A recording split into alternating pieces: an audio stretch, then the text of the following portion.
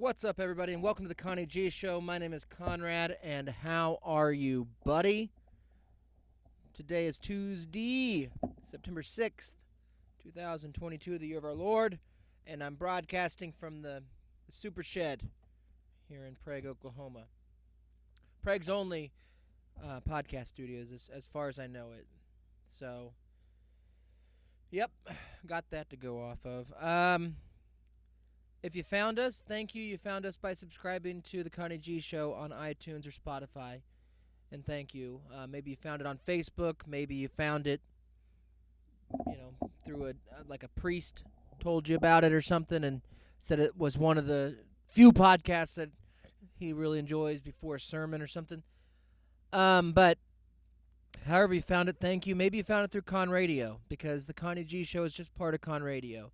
And Con Radio is not only the home of the Connie G Show, but also the home of those guys from Wichita and the OK Taco Show. And, any shenanigans at Monday morning papers or middle of the road, I got to get with Casey on trying to get his downloads so I can add them to Con Radio. But it's all under that umbrella. And there's even a Patreon with bonus shows and thousands of episodes. And, it's a way to support what we're doing down here in Oklahoma, which is called Changing the Frickin' World.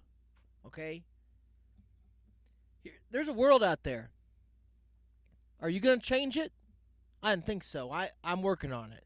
Okay? So, it's called Changing the World, buddy. And I'm working on it. So thank you for being a part of it, and thank you for listening, and thank you for understanding that, it's not creepy that I'm talking to you. It's not creepy that we're sitting in a shed right now, and you don't know who I am, and I don't know who you are. And it's not creepy. So, I didn't do a show yesterday. Here's the thing, dude. Last week, I went to Kansas and before that, like the week prior, the Richard Pryor week of that. Went up to Kansas. We did those guys from Wichita. As far as I remember, great episode. But I was talking about that I had a chink in my neck. And, it started on that day, that Friday. And then we got through the weekend and I mowed some grass and, did some weed eating. All I did was weed eat. I weed eated a big concrete ditch that's filled with COVID masks. And then I weed eated the snake pond that I've talked about quite a few times over the years. And actually my brother came and helped me. My younger brother, Tug, come and helped me do that. So that was Sunday, and by the time I got back home Monday, I was okay. The chink in the neck, you know how that happens. Like, it'll eventually, if it is that, it will eventually just, I think it's dissipate. The pain will, and go away, and you kind of forget you ever had it. But, dude, I got through last week. We did a few shows, and I know we haven't been doing as much, but we got like a lot of stuff going on, and I'll kind of get into that here in a minute. But so Friday rolls around, drive up. I take Mexico up. He picks up his car from the shop. Everything's going pretty good. We go over and do the show. Good show, and then Saturday is it's opening day, Sooner football guy, and I'm happen to be, the past 2 years have been such a blur. I missed a lot of that. That was my whole, not to say that it wasn't for good reason, but we were building something, and so when we were building the taco truck and out there running the taco truck, I couldn't make it back every Saturday. It's kind of a family tradition for us to go over to my grandpa's house and watch the Sooners. It's more about getting together with, whether it be my siblings or really just being around my grandpa, and I wouldn't even say that we live or die by the game, I would say that the interest in the game is appropriate. You know what I mean? I think that's the right word. Like, we really care. We're pulling for our guys. We want the Sooners to win, but if they don't, they don't, and we don't care that much. And so I think that's the way you have to look at it. These are just children playing a game, and you think that the children you're watching are better than other children, but it doesn't. It doesn't amount to a hill of a Hillary Clinton stinky. I don't know where I was going with that analogy. It doesn't amount to a hill of beans, is what people say, and it damn doesn't. It damn doesn't. I'll tell you that right now. Whether they win or lose, I'm not part of the. I don't have any connection at all to the Sooners or their legacy, and they don't know that my family's been sitting around in Viola, Kansas, cheering on them for years, 50 years, 60 years, however long my grandpa's been cheering. So, anyways, they're playing UTEP, right? Which is still a school, And OU's favored big, as they should be. And it's funny because I'm in a vortex with the taco truck and being down here in Oklahoma and always being a Sooner fan myself.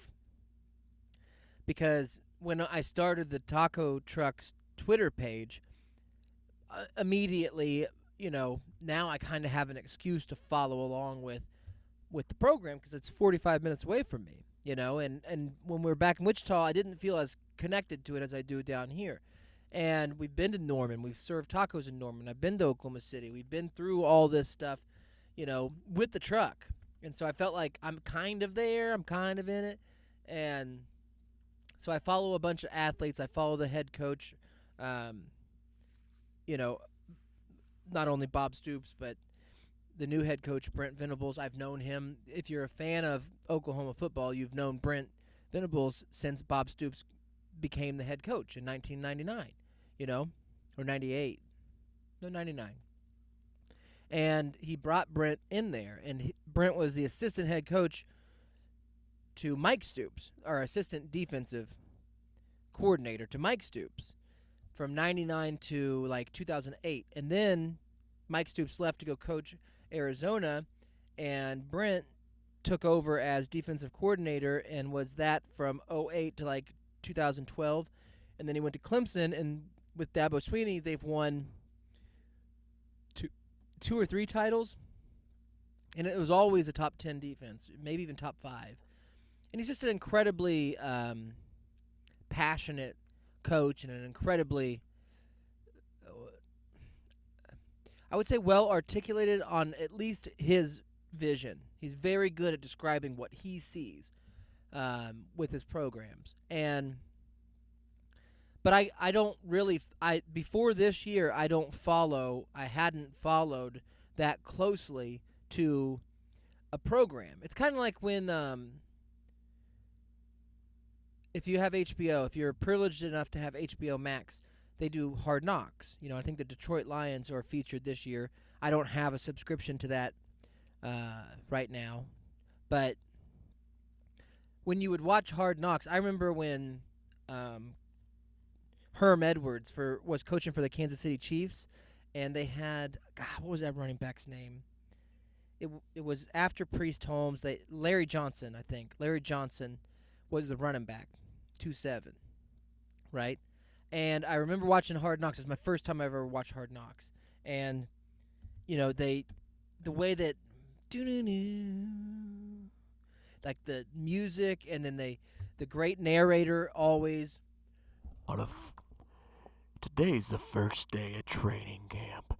Newbies will be meeting with veterans of the squad. Who knows what will happen?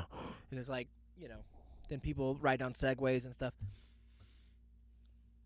But when you watch Hard Knocks, what happens is you're in the world. Like right now, if I was watching it, I'd be in the Detroit Lions world, and I would believe, God, nobody's going to beat these guys this year. Nobody even knows what's coming, And then when the season starts, you realize, even though it looked great on Hard Knocks, they did a great job editing it.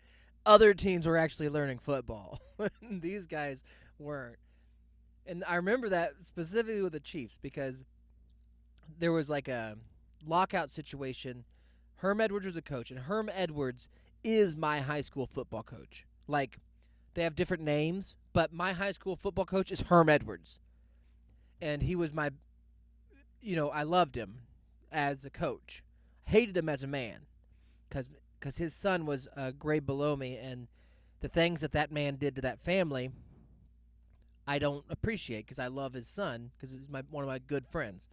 And but anyways, loved him as a coach. But he talked everything he talked he didn't do it privately, clearly, because he's not coaching when he's at home. And I think that's the disconnect. Sometimes that happens where people see you on the sidelines or they see you on this and be like, "Are you like that at home?" It's like, no, no, I turn it off, man. And I don't want to be doing this at home. Sometimes it comes out because it's there all the time, just like a coach. But you turn it off, and this is on, and it's not great. I'm not saying it's a great thing, but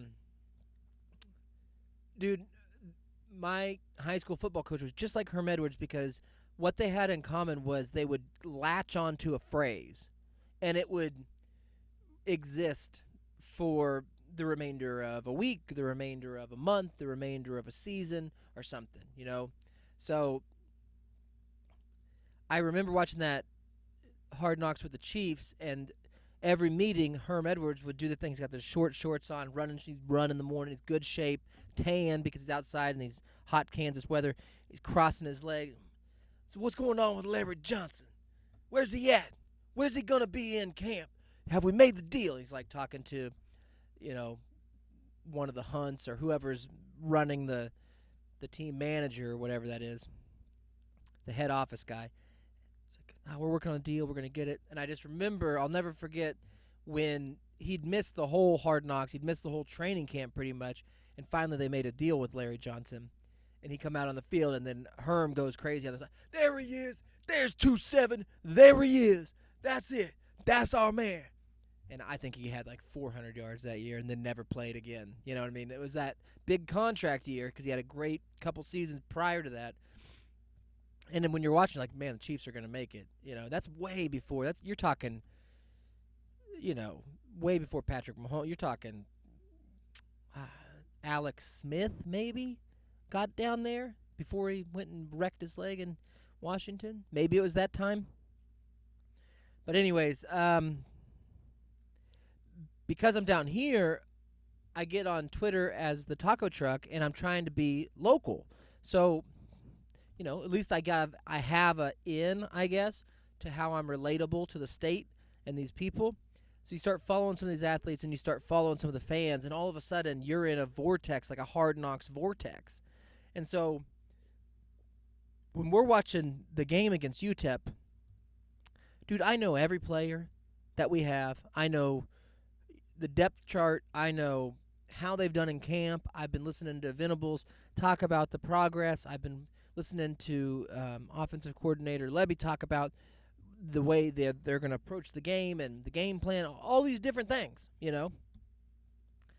And so when I watched it, I was like, yeah, it's exactly kind of how I thought it would go. And it was. And it was a good game. They stomped them pretty good, and it shouldn't have ever been close. But there's things that you almost are looking for rather than watching a game if you have no idea, just for the excitement. I'm watching the game to be like, are they working on these things that they kind of hinted that they're going to be working on? And those are the things that you watch. But at the same time, what happens is I'm in this vortex, and I think there's no way this team can. I'm so caught up in the hype machine now, even more. Before it'd be like, yeah, you got especially since Bob Stoops left. It's like, oh, Lincoln Riley, great offensive mind, and he's going to get these guys playing offense great. But then he brings in Alex Grinch, this Ohio State defensive coordinator, and you think these guys are going to get it together. And it's such BS that they were awful. I mean, over Lincoln Riley's tenure there, they won some championships, Big 12 championships, but by the skin of their teeth. When Jalen Hurts won it, coming back on Baylor, that's a miracle. There's all these little miracles. Kyler Murray winning the Big 12 championship against Texas. I mean, there's these little things that, like, it took a really special athlete to propel them. It was not the game plan. It was a bad game plan. And a lot of that was coaching. And so you hope that that these guys are good, the revered Lincoln Riley and Grinch and all these, but I don't know if they have the same mindset that ever really fit with an Oklahoma team. Bob Stoops had it, and Mike Stoops I feel like had it. But I think they also kind of, you get to a certain point where, dude, in 1999 nobody had a cell phone. None of this stuff existed. So you kind of have to have a younger way of connecting with these athletes in order to progress. And I do think that Lincoln Riley has that, but I don't think he has the game plan, the full game plan. He's got what he wants his guys to do, and his guy is the quarterback, and how he wants that guy to perform. But the team, but Venables, dude. But again, I'm in the hype machine. Maybe none of that's true. None of that's true. I don't know. But I'm so confident, that the Sooners are going to come out of nowhere this year because they're going to actually have a defense. And that's the biggest thing. It always is. You got to score points, but even more important than that is you have to be able to take a team out of their rhythm. And they definitely did that against UTEP. There was some stuff I think could be better, but of course, first game. So anyways, I sat there and watched that whole game. It started at 2:30. So what had happened is I've been, for whatever reason, we got a lot going on, and a lot between Shannon and I and my wife and I and my family. Meaning, not in bad stuff, really. Just a lot of big decisions, big life decisions, and big commitments on the horizon. And we're in the process of trying to go ahead with those, trying to make that commitment. And, there's a lot of paperwork, a lot of meetings. It's like today, we had a meeting. Shannon and I had a meeting with a guy, and my wife did come, and I had also a meeting with the health department lady to come inspect the trailer. But there's a lot of kind of moving parts with all that stuff. And could we have fit a show in at some point? Of course, could have, but we didn't. But Saturday, this whole past week and even into today, I've just been really focused on getting my run in, getting my exercise in, because it gives me a time to just think about all this stuff. And I'm so obsessed right now with what's going on that I'm waking up. I've woke up at 5 in the morning every day for the past couple weeks. And a lot of that is,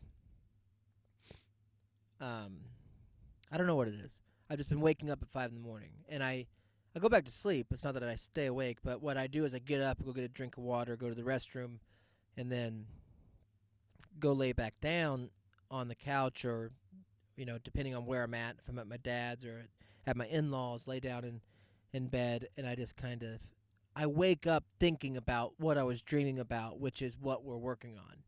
You know what I mean? It's like I can't escape it, even in a dream, And so I don't know if that's good or bad. I know it's obsessive, and I know that's my personality, and I know that's what I do, and I try to work through all these problems before they ever happen, because when I get to them, I want to feel like I've been there before, and I don't want to feel like I had a step that I didn't think about already, and prepare myself at least mentally for. But the bad side of that is it permeates the rest of your life, and you're just constantly thinking about that stuff. And it really kind of is hard because you don't feel free of something. You don't feel like, and you're not there yet. Or I don't know. I don't even know how to explain it. But the reason I say that is, so on Saturday, because the game was at 2:30, I got up in the morning. I went and ran. I run about 5 miles a day now, or 6 if I have the time, but it doesn't really matter. And I know it was a long weekend, and so ran my 5 miles or 6 miles that Saturday morning. I feel fine. The chink in my neck is gone. I mean, or less noticeable. I can move. I have full range of motion. Everything's fine. And go run my miles. Go get my mower, which is, I'm kind of weary about it right now because it's leaking a little bit of oil and I know where it's coming from and I know how to fix it, but, anyways. It's like I don't have the time. I'm not going to fix it today, so I have to make sure I put some oil in it and be careful, which is good because I was only going to mow I think I got to case about 10 after exercising. And I mowed until 2 something, and then I drove to my grandpa's and watched the game. I'm fine. We watched the whole game. It was a good game. It's good to talk to my grandpa. It's good to see my dad, and my sisters were there, a couple of them. No, three of my sisters were there, so except for the one that was in Colorado. And my nieces were there, and they're funny. And my little nephew was there. He looks like the bald guy from Addams Family. So he's a hoot, and I actually got to spend a little time with him, so it was a good day. No neck problems. Go back to my dad's house because that's where we're staying. I got to get up in the morning to go basically finish case, which means do all of the inside, mow about 20 acres inside of the dustiest, driest, hasn't rained there, grass, and then do all the weed eating and trimming and stuff that you have to do, and then kind of also be on the lookout for the problems that you need to address before somebody else tells you to address them.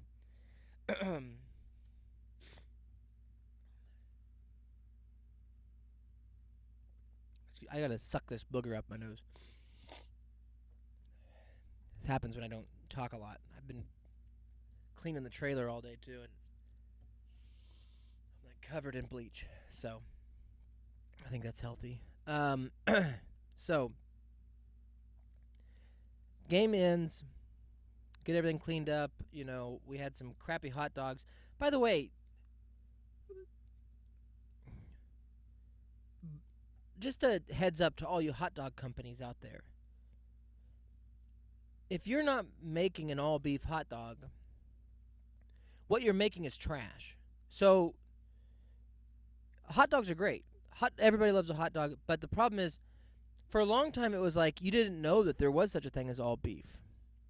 And it was fine that you had the chicken, pork, beef parts mixed together in some casing, and then, that's all that there was. That was Oscar Mayer, man. That's great. But once you have Nathan's Frankfurter, once you have an all beef Nathan's, or once you have a Hebrew National quarter-pound hot dog, if you have a freaking Hebrew National quarter-pound hot dog, which I eloquently have dubbed the Anne Frank, if you have an Anne Frank, a Hebrew National, it is as good as any steak you're going to have. It is as satisfying as any food you're going to have. But on the flip side of that coin, if you get served a damn chicken snout, chicken butt, pig's anus hot dog,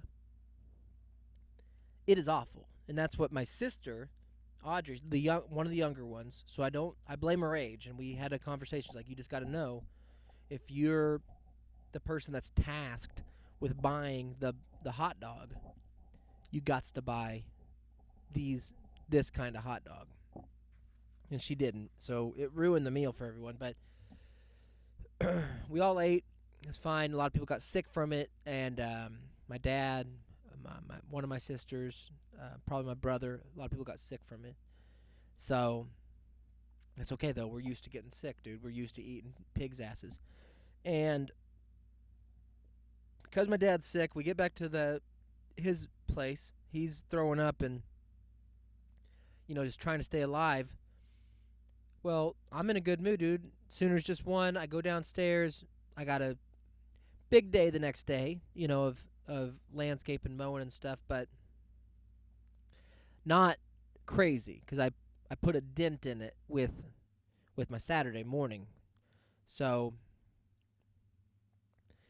my son's there, but Tug, it was, I come from a broken home, so my brother's not there. So Jonah's uncle's not there, who he wants to hang out with and play games, not his dad. But I go downstairs and we're watching Forged in Fire.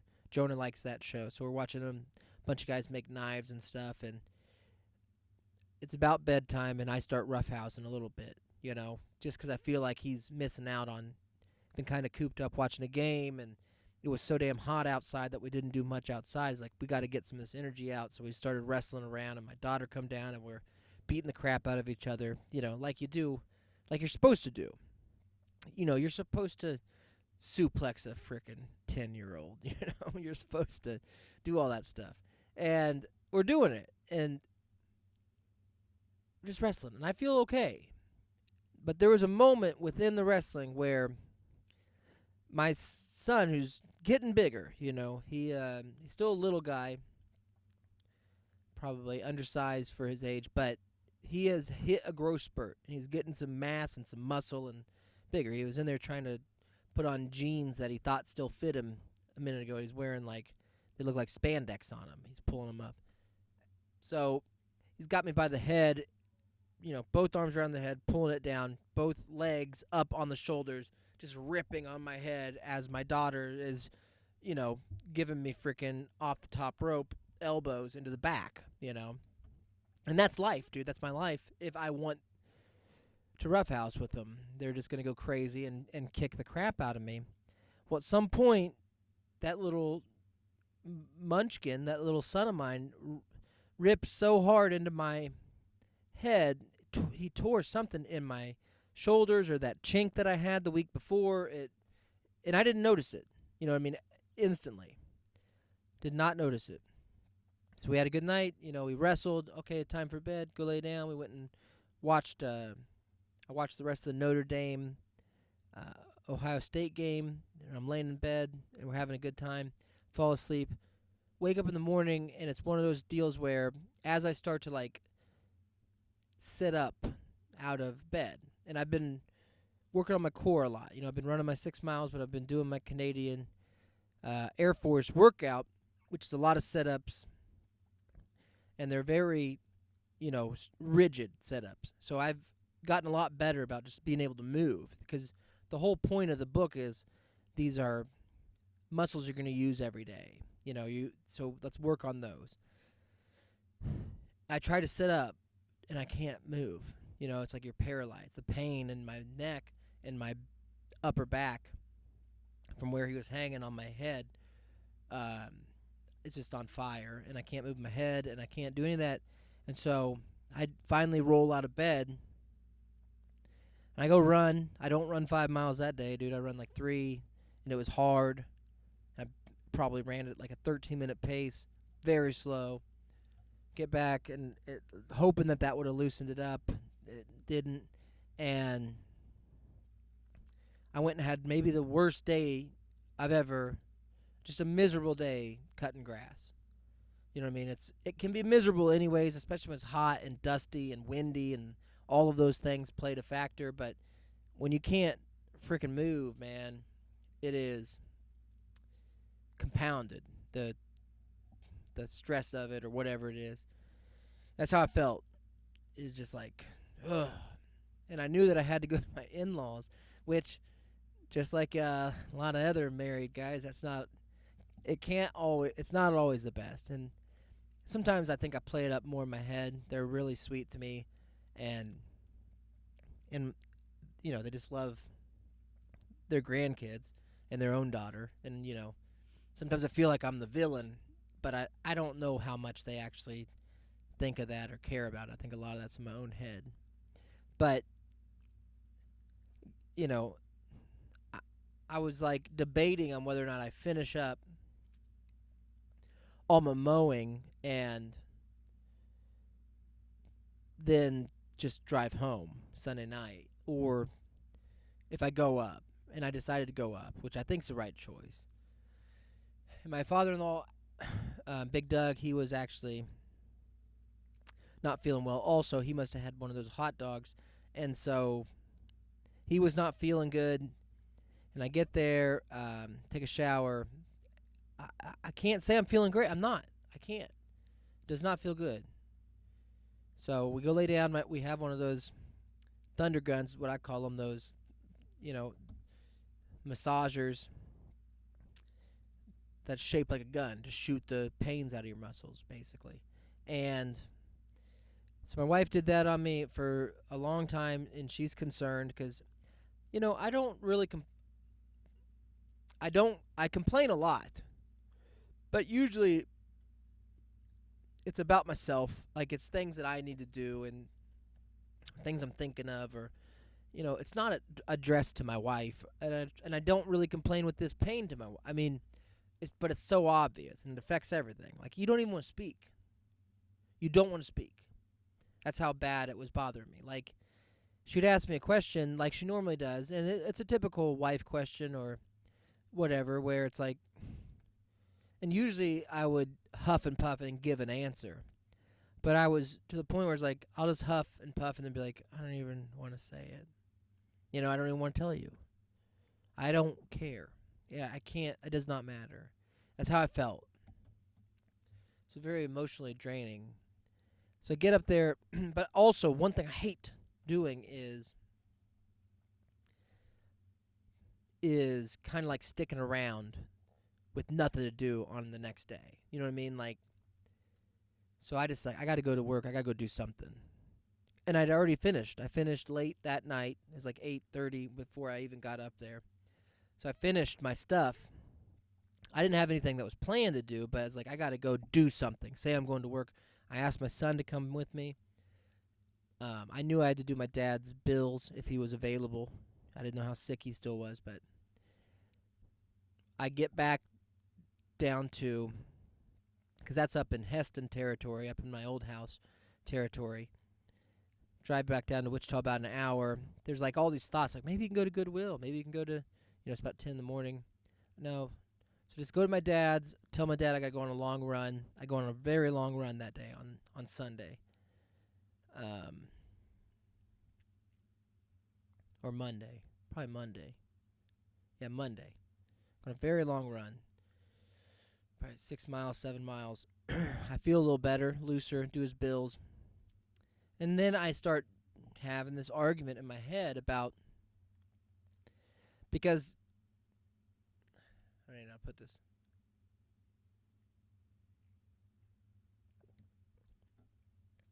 The reason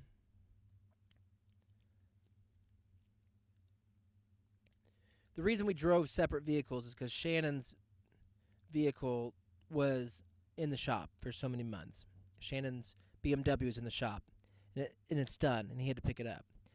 I can't fit Shannon into the car when my whole family's going, and I didn't know my whole family was going. We thought we were going to pick up the vehicle the week before when my family wasn't going, but because they were going, we can't fit. So I had to drive the truck and the car. So I'm doubling or tripling what it cost me to go up there and do it. You know what I mean? Usually the car is $30 to fill it up. You got to fill it up before you go, fill it up before you go home. It's a $60 trip. Well, the truck was $75 to head up there. It was $54 to come back because I found a cheaper gas price. But still, I still had the other one. It's like it's a $210 weekend. And I dropped Shannon off to get his car, and I'm,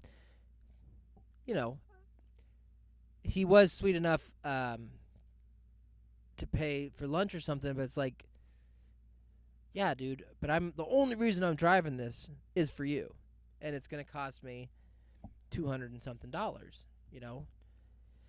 and so, and I know if I said it like that, if I laid it all out, he'd be like, yeah, I'll buy your gas or pay for one half. It's like, it's not even one half. It's the whole trip, because I would not be driving this. I would just be driving the other one that my wife is driving. So it's the entire trip, bud. It's not half. Well, I'll just pay for half. No, you'll pay for all. I'm only doing it for you. That kind of thing. Because otherwise I just take my family up in the car, and I'd be fine. So I don't bring up any of it. It doesn't matter. It's just money, which is hard to get. Very hard to earn. But when I do drive something or that kind of thing happens and I have to drive a vehicle that gets poor gas mileage up to here, I like to find a reason behind it. I have to make it. I have to work harder. And my motorcycle, I have a motorcycle that I've had for since 2006. I bought it brand new, out of the showroom floor. It's the first thing I ever bought, actually. Before I bought a car or any, like, I might have had a car, but it wasn't. It was the first thing I ever got a loan on. I should say that. Everything else I'd paid for cash. So I have this motorcycle, a 2006 Suzuki Boulevard. It's just a little 800, and I love the bike, but I don't drive it very often. And I'm either gonna sell it or to buy, or now I'll start driving it, and I'll get into that in a different episode. But to kind of save gas down here, because I've been looking for like a 70s enduro, or like a little smaller Honda, almost like a scooter, for the amount of dirt roads I travel and stuff. But like a trail bike that's street legal kind of thing. Because this is more of it's a street bike, it's a knockoff Harley or whatever, Sportster. But because I'm there in the truck, it's like I'll get it, and I have a topper, which we've talked about to keep my dick dry. We've talked about that. We've talked about the topper on this old Chevy, this old GMC thing that I bought this past December. And I bought it because I know Gold Thunder is on a pitch count. Gold Thunder, a 2000 F-150. It's got 300,000 miles on it. It's on a pitch count. There's a lot of stuff wrong with it. It's rusted, completely rusted out. Everything's rusted out. But it's been fine. So I haven't had to, use the new Gold Thunder, the new 96 GMC, which runs like a top. It's beautiful. It's an old truck. It's an old man truck, especially with the topper on it. So what ends up happening on all this, because here's what all of it boiled down to this. So with a broken neck on Monday morning, I go to my mom's. She's got her lesbianic friend there that I don't know what the relation. I don't know why this chick is. There's a lady that's around my mom, a younger woman like my age, that's around my mom. It's creepy. I don't like talking to her. I don't like being there. I don't like her. So I won't even talk to my mom when that happens. And I decided I'll take this topper off, then I'll go to my dad's, do his bills, and I'll load up my motorcycle.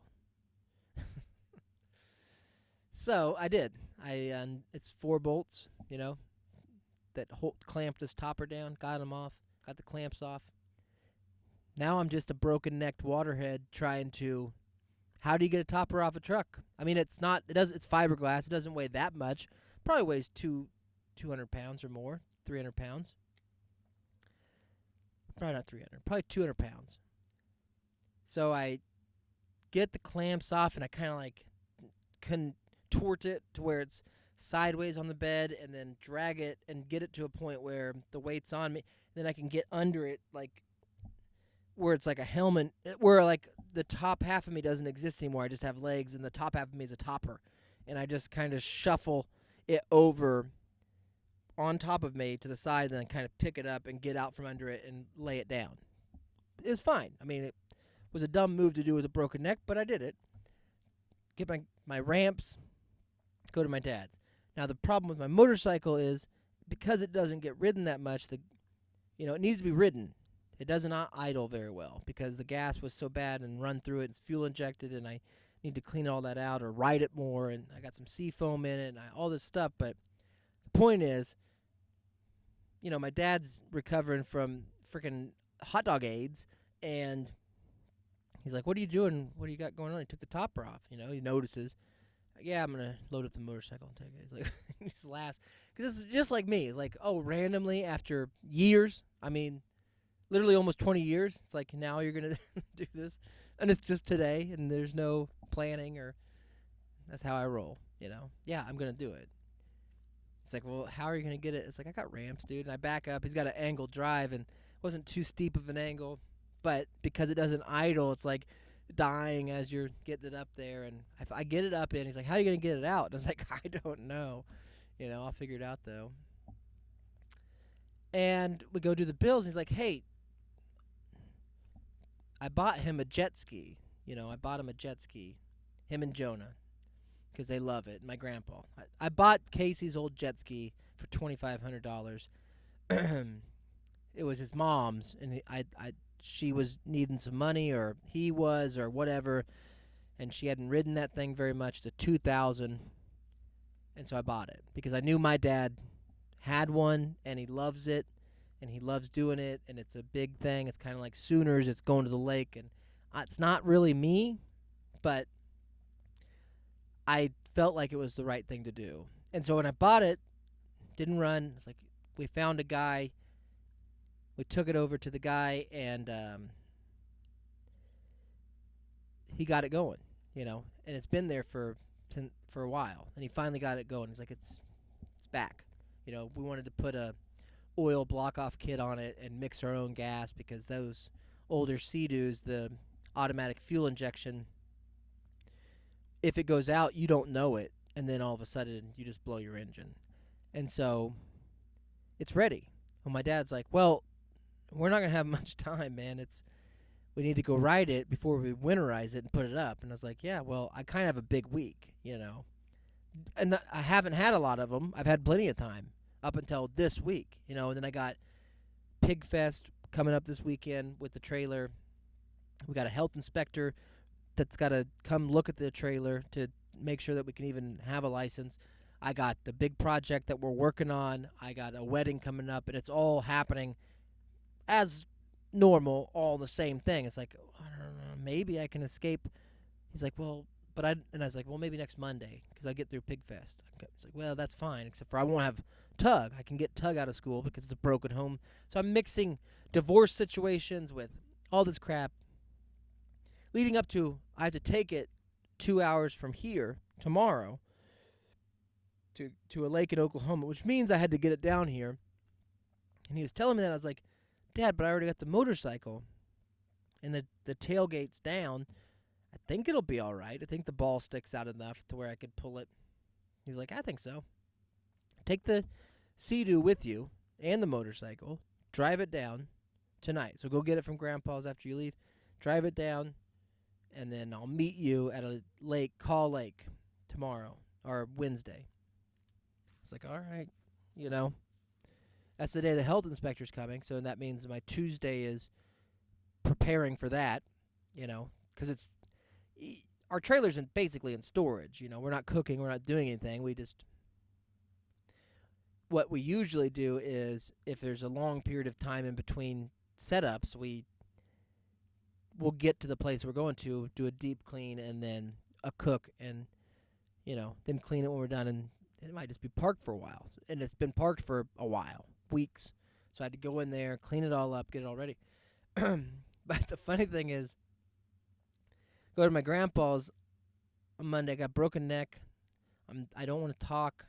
I'm in a bad mood, and I got to drive 3 hours with a motorcycle that we don't know if we strapped it down correctly in the back of my truck, and then hook up a Sea-Doo and drive it.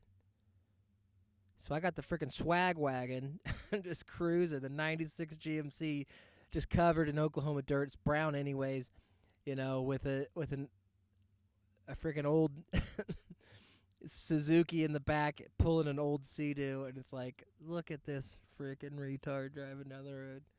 And that was me, man. So you may not have got to hear me do a show yesterday, but had you been driving down the corridor, I-35, you would have got to see this waterhead being the ultimate waterhead, pulling that swag. So I got it. It all come down. Parked it. Got to see the kids last night before bed. Neck still bothering me. It's a little better today. It ain't right, though. And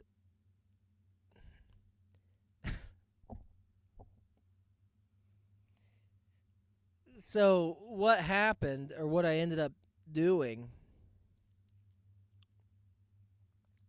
is I knew I had to go get I spent the morning doing my own bills, my own invoicing, my own end of the month stuff for my mowing business, but also going back and forth with the health inspector about when she can meet us, and also kind of telling her our future plans because, we got big plans coming up. Um, and I knew that I had to unload this freaking motorcycle. The Sea-Doo's easy. I pop the hitch and I can carry it where it goes, but I had to get it registered because I have to freaking be at a lake tomorrow. So my wife went and got the registration. I pulled the Sea-Doo off. I back the truck up. I get the ramps down. Dude, I back that thing down the ramps, and I don't have the right angle on the ramps. I mean, it's too steep. And I knew it, but I was thinking like, oh, I can just hold the brake. I can hold the front brake, and it would stop. And back tire comes off onto the ramps, and the whole bike. I don't know how much this freaking thing weighs. It's a lot more than in my mind I think it weighs. You know what I mean? In my mind, it's like it weighs 50 pounds, but in reality, it weighs like 1,000 pounds, and it just starts sliding. And I can't. I'm holding the brake. It's just sliding off, and I get to the point because I have one little awning on the side of my tiny little house here, and my head, my broken neck, is on the awning. My legs are pressed up against the handlebars of the bike, and it's not on. It's just sliding, and it's slid, and I'm holding it with like my whole lower body and my neck. And it's like I don't want it to fall over or fall off the back of the truck. What the hell am I doing? And so I was like, and then the stupid neighbor comes out. It's always like that. The stupid neighbor comes out, and she's like sitting in her car watching legs. She can't see my head, but watching legs like hold a bike up. Being like, what the hell? This guy's going to die. And I felt like it. And so I start the motorcycle. That was my next move. Like, I'll start it, and I'll put it in first gear, and I'll get it back up into the bed, and I'll figure it out later. So I get it started, and I gotta hold the clutch. I'm holding the brake. I'm holding the whole bike with my neck because it's still wanting to come down. I'm letting off of the front brake as I give it throttle. It's crawling up this. Finally starts crawling up, and then it stops. It can't move anymore because this angle is so steep. And I was so dumb, like, this will be fine. So steep that it's caught on the frame of the bike. The back tire's not on the ramp anymore, and the whole thing's sitting basically on the tailgate, on the frame, which is a good thing and a bad thing because it could move at any second. But right now it's balanced perfectly. Just no wind, please. And I end up. So what I did was, quick goat thinking, jump off, strap each side of it so it won't fall over. And then also strap it in a way that I could jack up the ramp with a floor jack to lift up the back tire to make it not be the frame on there, and then give myself a little slack of the straps once I'm on the motorcycle and can hold it up, and then drive it back into the bed. That's what I did. And then I had to take the straps off, then restrap it again. I drove it in the alley, and I found a hill that I could back up to, and there was no problem. But there's a lot. A lot of, like, thinking and being like, what's wrong with you? It's just stupid. But I got it. So anyways, got to Shannon's, got it done with the trailer, got it to a point of, we'll see what she says as far as the health inspector goes. But I just can't wait to tell you. I know that we're really chomping at the bit. It's going to be a lot of changes. I will say that. There's going to be a lot of changes moving forward. If it all goes the way that, we're kind of wanting it to go. And there's a lot of reasons I'm doing the thing that I'm doing. There's a lot that goes into it. But I think it's the right move, and I think that it can incorporate a lot of this stuff, or at least the OK Taco Show and those guys from Wichita, into what we're doing.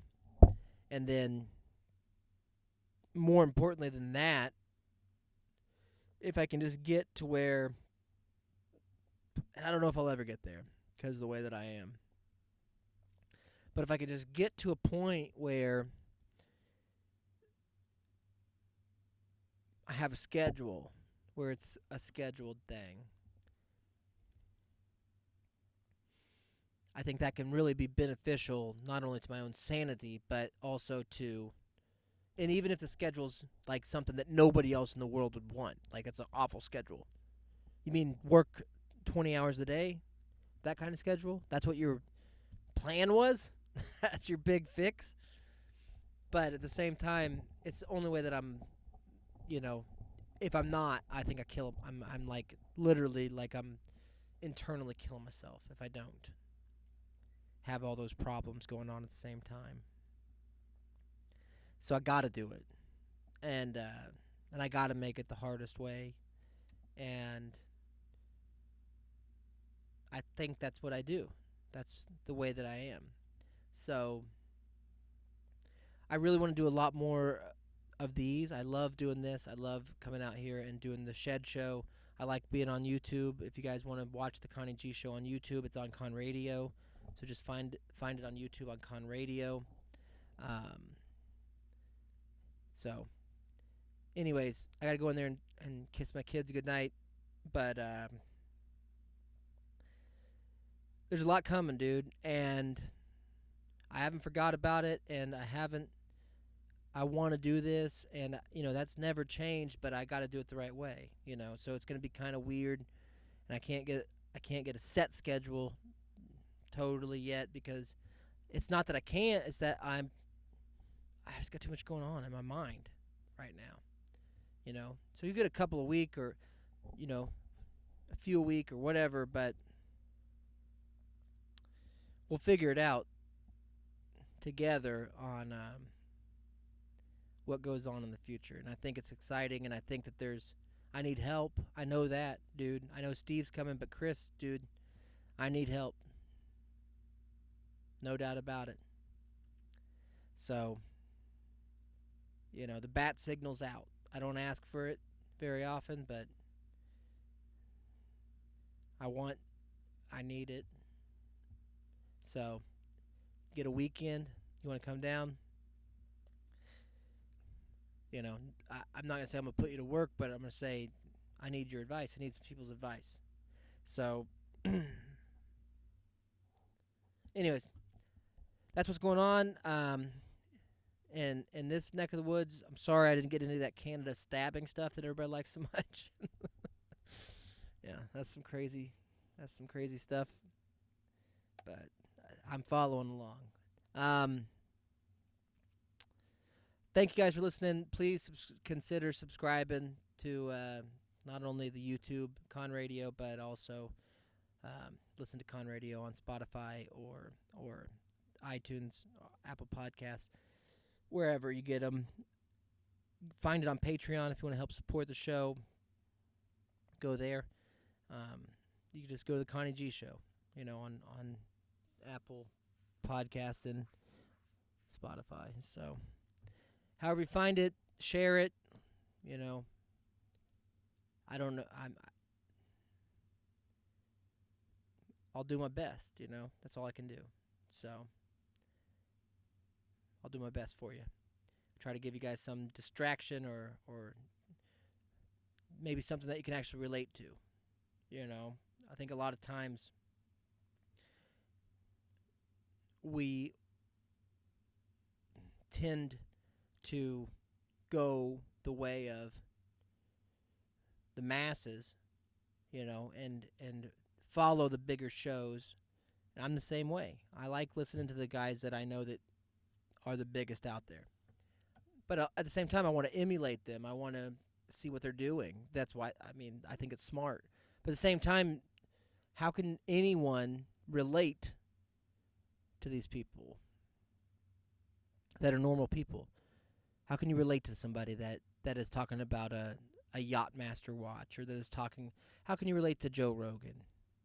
You can't, And not saying that that's something that makes for a good show, the relatability, But at the same, I think that there's an opportunity out there for storytellers and creative people to